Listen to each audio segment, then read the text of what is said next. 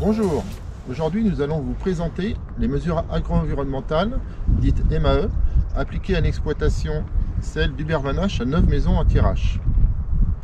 Les 70 hectares du parcellaire sont constitués de prairies et de vergers, répartis dans un rayon de 4 km autour du corps de ferme. 3 types de zonages environnementaux qui parfois se superposent sur certaines parcelles sont présents sur l'exploitation. Zone Natura 2000, ZNIEF, zone naturelle d'intérêt écologique, faunistique et floristique, et zone humide. Ces zonages couvrent la presque totalité du parcellaire. Compte tenu de la richesse environnementale du secteur, les 3 zonages MAE sur l'exploitation recouvrent l'ensemble du parcellaire. Le territoire Thiérache, la Haute-Vallée d'Oise, la zone humide des Trois-Rivières. Vous pouvez connaître les zonages environnementaux de vos parcelles en allant sur le site internet Géoportail et leur zonage MAE avec le site cartographique Hauts-de-France des MAE. Hubert, peux-tu nous présenter l'évolution des MAE sur ton exploitation? Alors, sur l'exploitation, les MAE ont démarré à mon installation par des MAE sur les haies.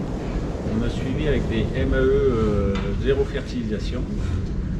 Voilà, jusqu'en 2015. En 2015, j'ai décidé d'arrêter d'engager mes MAE sur les haies par rapport que j'ai 9 hectares de verger et que la récolte tombe en même temps que l'entretien des haies. Vu que l'entretien démarrait au 15 octobre. Donc j'ai décidé d'arrêter et j'ai recommencé des nouvelles MAE pour la conservation des variétés nationales de verger haute tige. Et quel intérêt retires-tu des MAE?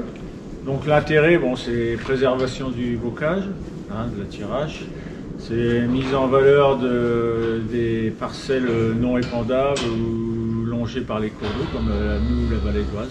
Bon, et puis voilà, c'est un domaine pécunier aussi.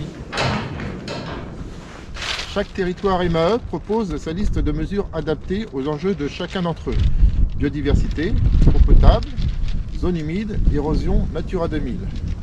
Le montant unitaire de l'aide MAE est déterminé afin de couvrir les charges liées à celle-ci.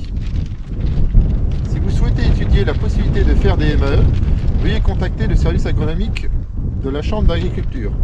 Si vous n'avez pas encore fait de MAE, des formations d'une journée sont organisées pour vous aider. Si vous avez déjà réalisé des MAE, des réunions d'information de 2 heures sont organisées. Les demandes MAE doivent être enregistrées à la Chambre d'agriculture, puis être déclarées sur Télépac. A bientôt pour de nouveaux conseils en élevage.